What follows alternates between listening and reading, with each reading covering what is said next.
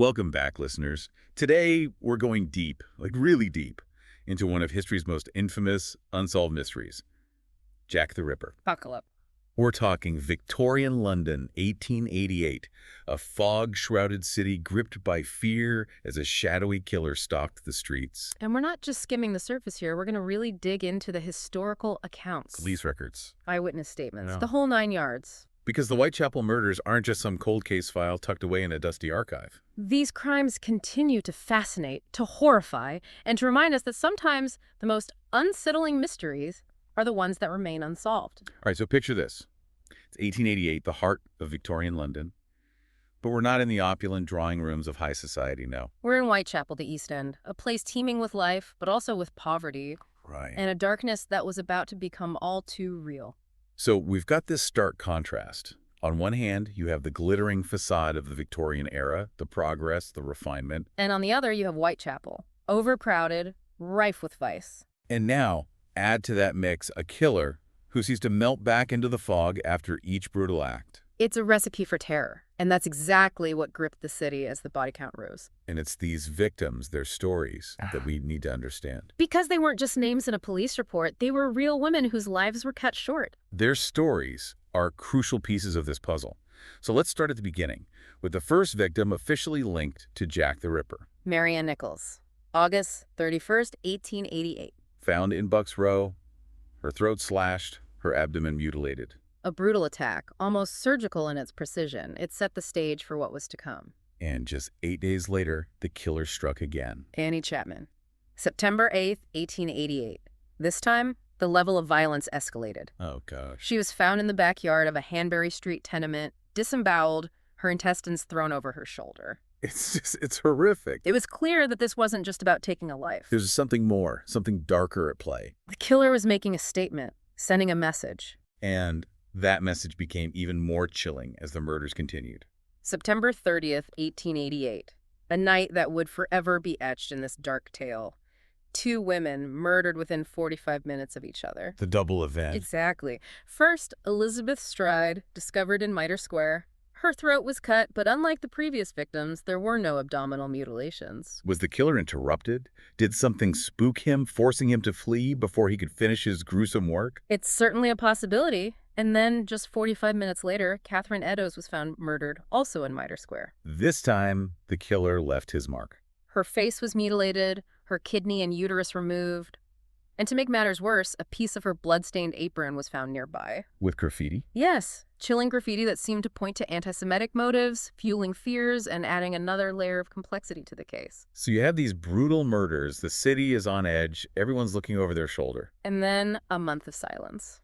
A terrifying lull before the storm. November 9th, 1888, Mary Jane Kelly, just 25 years old. The youngest of the canonical 5. Yeah. Found in her room on Miller's Court. And this wasn't just murder. Oh, no. This was an act of utter depravity. Her body was extensively mutilated, organs placed around the room. Like some sort of horrific tableau. And her heart, it was missing. Never recovered. It's hard to even imagine the level of fear that must have gripped the city after that. 5 lives extinguished, a city terrorized. And the killer, like a phantom, vanished into the fog. So the question is, who was this shadowy figure? Was it a surgeon? A butcher?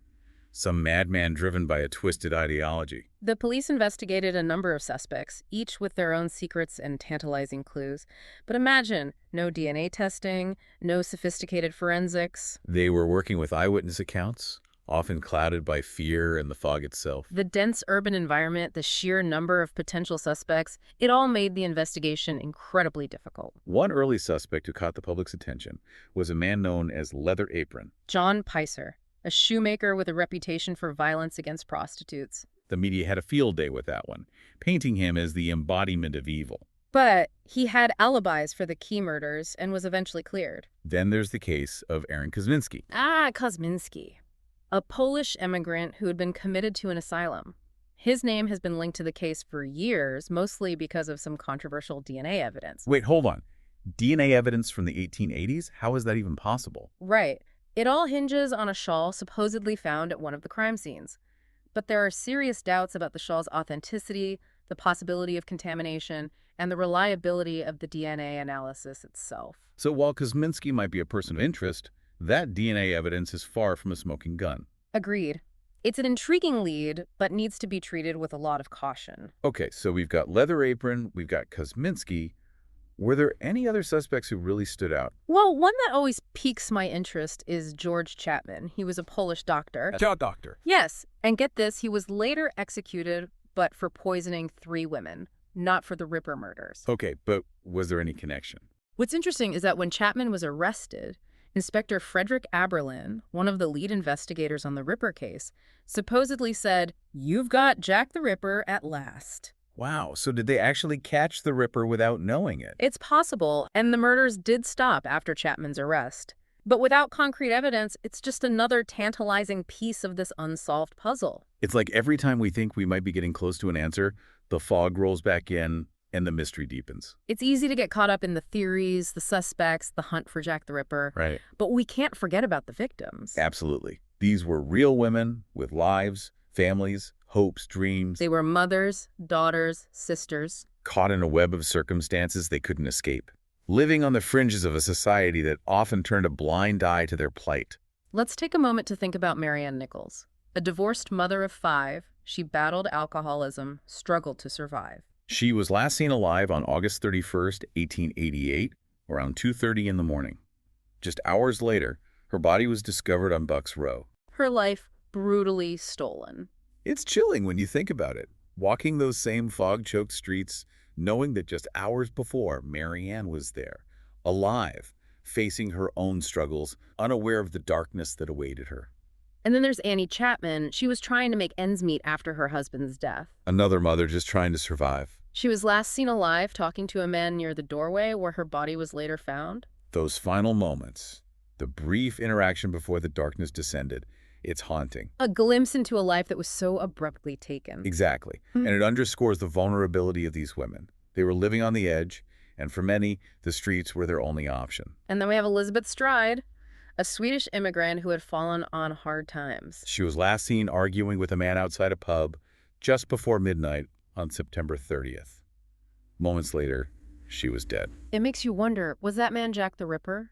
Was that their final fatal encounter? It's those little details, those fragments of information that fuel the mystery that keep us searching for answers all these years later. Absolutely. And Catherine Eddowes, she was actually arrested earlier on the night of her murder for being drunk and disorderly. Oh, wow. She was released from the police station at 1 a.m., and just 45 minutes later, she was found murdered. So close to escaping her fate. It's a cruel twist of fate. It really is. And then there's Mary Jane Kelly, the youngest of the canonical 5. Just 25 years old. Described as beautiful, she was last seen alive in the company of a well-dressed man on the night of November 8th. And her murder was the most brutal of them all. Her room, a place that should have been a sanctuary, became the scene of a horrific crime. The level of violence, the almost ritualistic placement of her organs, it's hard to comprehend. It's as if the killer wanted to make a final, terrifying statement to ensure that Mary Jane Kelly's death would be the one that truly defined his reign of terror. And in many ways it was. Her murder marked the end of the Ripper's killing spree. But the fear, the mystery, it lingered. It seeped into the very fabric of Victorian society. The Jack the Ripper case wasn't just about the murders themselves. Mm-hmm. It was about the media frenzy that surrounded them. Newspapers became obsessed. Publishing lurid accounts of the crimes, often focusing on the more sensational aspects. Headlines screamed. Rumors spread. The public devoured every detail, both real and imagined. It's almost as if the media, in its quest for a story, inadvertently amplified the terror. Exactly. The more they reported, the more the fear grew, and Jack the Ripper became a legend, a boogeyman haunting the fog-choked streets of London. And there was a darker side to the media coverage as well. Absolutely. They often portrayed the victims in a negative light, focusing on their involvement in sex work, as if it somehow justified their fate. It's like they lost sight of the human tragedy at the heart of the story. They were more interested in the spectacle. In the chase. Than in understanding the victims and the societal forces that made them vulnerable. And then, of course, there were the letters. Oh, the letters. Hundreds of them claiming to be from Jack the Ripper, pouring into police stations, newspaper offices, some clearly hoaxes, others more difficult to dismiss. It's like the case itself became a magnet for attention seekers. People who wanted to insert themselves into the narrative, to be part of the story, even if it meant fabricating evidence. The Dear Boss's letter is a prime example. The one that gave the killer his name. Exactly. Received by the Central News Agency in September of 1888, it was the first to use the name Jack the Ripper. And the media, always eager for a catchy moniker, jumped on it, instantly turning the killer into a household name. A figure of fear and fascination. And then there's the Saucy Jackie postcard, another piece of correspondence that played into the public's morbid curiosity. These letters, real or not, became part of the Ripper's mythology. A way for him to control the narrative, to taunt the authorities. And to further cement his image as a cunning and elusive adversary. It highlights the power of narrative, doesn't it? It does. Even in the face of horrific events, we seek to impose order, to find meaning. You create a story we can understand. And in the case of Jack the Ripper, that story, fueled by fear and speculation, became almost as powerful as the crimes themselves. It's a reminder that even in the darkest of times, the human need to make sense of the world persists. We seek answers, we create narratives, we try to find meaning in the chaos. And in the case of Jack the Ripper, that search for meaning continues to this day. We've walked the shadowy streets of Whitechapel, delved into the police reports, and examined the evidence. But even after all this, Jack the Ripper remains an enigma. It's like a ghost story come to life. A phantom that vanished into the fog, leaving behind only terror and unanswered questions. So why, after all these years, are we still so captivated? Well, I think part of it is the mystery. We have theories, suspects, but no definitive answers.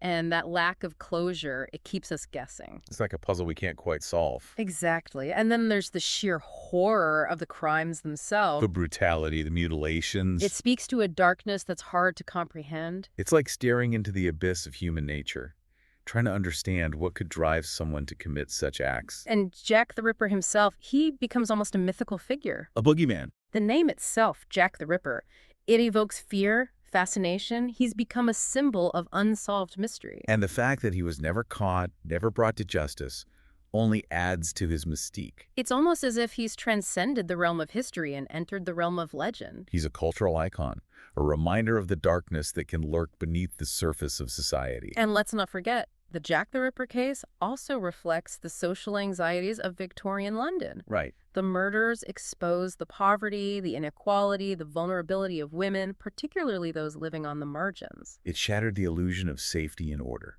revealed the cracks in the facade of Victorian society. And those anxieties, those fears, they still resonate with us today. We live in a world where violence and uncertainty are all too real. The story of Jack the Ripper reminds us that darkness can lurk in the most unexpected places. But it also highlights something else. What's that? The resilience of the human spirit. Ah, I see what you mean. The people of Whitechapel, despite the terror, they continued to live their lives to support one another. They demanded justice for the victims. And the investigators, they never gave up. Even with the limited tools they had at their disposal. It's a reminder that even in the face of unimaginable darkness, there's always hope. There's always the drive to seek answers, to fight for justice. So as we wrap up our deep dive into the Jack the Ripper case, I want to leave you with this thought. What if these murders happened today? With all the technology, the forensic science, the investigative techniques we have now, Would we finally be able to unmask the killer? will we finally solve the mystery that has baffled generations? Or would Jack the Ripper continue to elude us? His true identity, lost to the shadows of time. Perhaps the answer lies not in the evidence, but in the enduring power of the unknown. The questions that linger, the mysteries that refuse to be solved. That's the legacy of Jack the Ripper, a chilling reminder that some secrets may never be fully revealed. Thanks for joining us on this journey into the dark heart of Victorian London. Until next time, stay curious, stay vigilant, and keep exploring the shadows.